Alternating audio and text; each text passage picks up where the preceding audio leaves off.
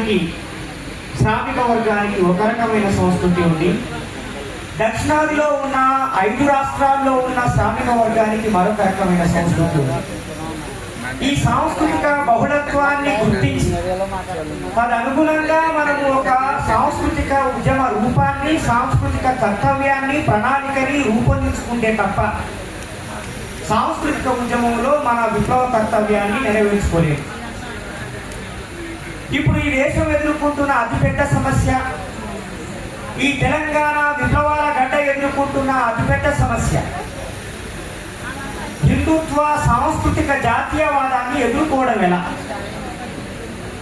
హిందుత్వ cultural nationalism అనేది ఈ తెలంగాణని ఆక్రమిస్తున్న వేళ దాన్ని అడ్డుకోవడానికి మనం ఏం చేయగలుగుతాం అనేది ఆలోచించాలి. నరేంద్ర మోడీ 2014లో అధికారంలోకి రావడం, తెలంగాణ రాష్ట్రం ఏర్పడడం రెండూ ఒకేసారి జరిగాయి.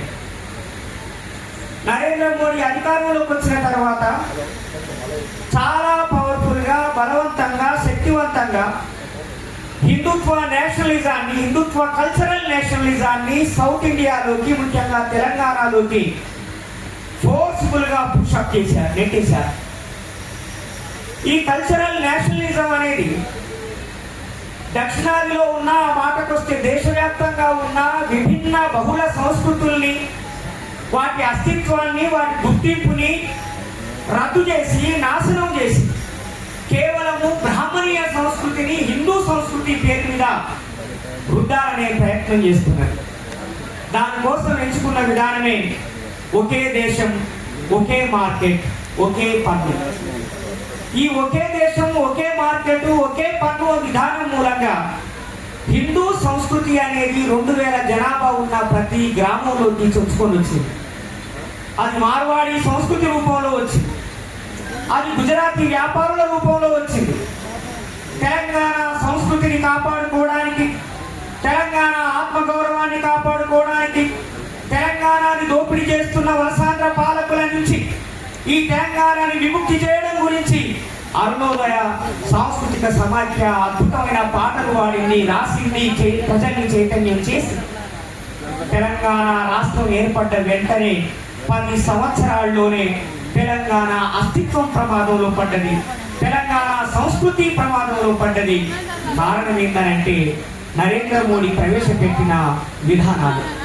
కాబట్టి ఈ కల్చరల్ నేషనలిజం అనే పేరు మీద ఒక ఫాసిస్ట్ కల్చరల్ టెండెన్సీ, ఒక ఫాసిస్ట్ సాంస్కృతిక ఉద్యమాన్ని ఈరోజు మన దేశంలో, మన రాష్ట్రంలో అమలు చేస్తున్నారు.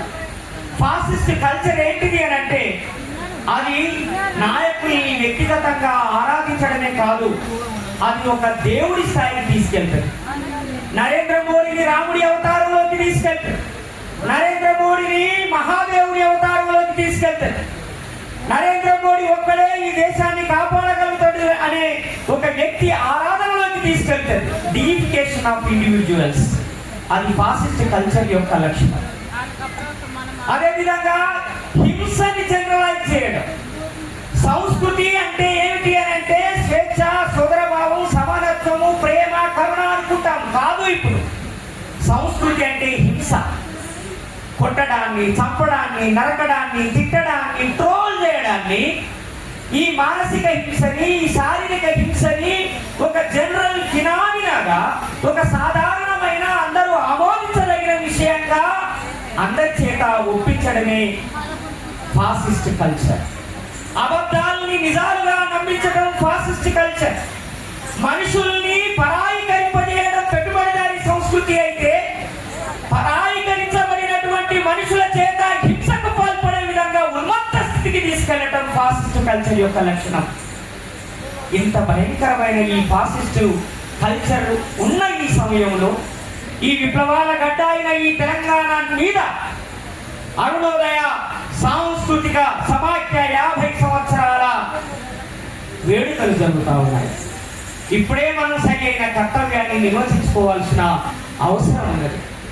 అందుకే నేనేమంటున్నానంటే, ఈ తెలంగాణ గడ్డ ఈ ప్రపంచానికి విప్లవాలని ఎలా ఉంటాయో చూపించిన ఈ గడ్డ మీద నయా ఫాసిస్ట్ శక్తులు అధికారంలోకి రావాలని ప్రయత్నం చేస్తున్నాయి. కాబట్టి ఇక్కడ మనము మన తెలంగాణ సంస్కృతి పునాదిగా, తెలంగాణ పీడిత వర్గాల సంస్కృతి పునాదిగా గుజరాతీ, రాజస్థానీ, మార్వాడి సంస్కృతికి వ్యతిరేకంగా ఒక పోరాటం చేయాల్సిన అవసరం తక్షణమే ఉన్నది అని మనం అందరము గుర్తించాల్సిందిగా కోరుతా ఉన్నాను. ఇంతకు ముందు మొదటి ఉపన్యాసం చేసినటువంటి మిత్రులు సోషల్ మీడియాలో మనం ఎలాంటి పాత్ర పోషిస్తున్నామని ఒక విమర్శను పెట్టారు. మిత్రులారా, 2020లో నరేంద్ర మోడీ ఆధ్వర్యంలో ఫేస్బుక్ స్థాపించినటువంటి జుకెన్బర్గ్ తోటి న్యూయార్క్ నగరంలో ప్రత్యేకంగా సమావేశం జరిగింది. రిలయన్స్ ద్వారా అంబానీ నాయకత్వంలో రిలయన్స్ కంపెనీ చేత 6,000 కోట్ల రూపాయలు ఫేస్బుక్ లో పెట్టుబడులు పెట్టించారు. అంటే బీజేపీ ఫేస్బుక్ లో, అదేవిధంగా ఇన్స్టాగ్రామ్ లో, వాట్సాప్ లో 6,000 కోట్ల రూపాయలని పెట్టుబడి పెట్టింది. 6,000 కోట్ల రూపాయలు పెట్టుబడి పెట్టి ఒక ప్లాట్ఫామ్ క్రియేట్ చేసి వాళ్ళు నడిపించుకుంటూ ఉంటే, వాళ్ళ రాజ్యాన్ని కూల్చేయడానికి, వాళ్ళ ఐడియాలజీని ఓడించడానికి మనము వీడియోలు చేసి రాతలు రాసి పెడితే మన ఈ ప్రజలకి రీచ్ అవుతాయా? 24 గంటల్లో రిపోర్ట్ కొడతారు, మన పోస్ట్ ఎవరికి రీచ్ కాకుండా ఆపేస్తారు.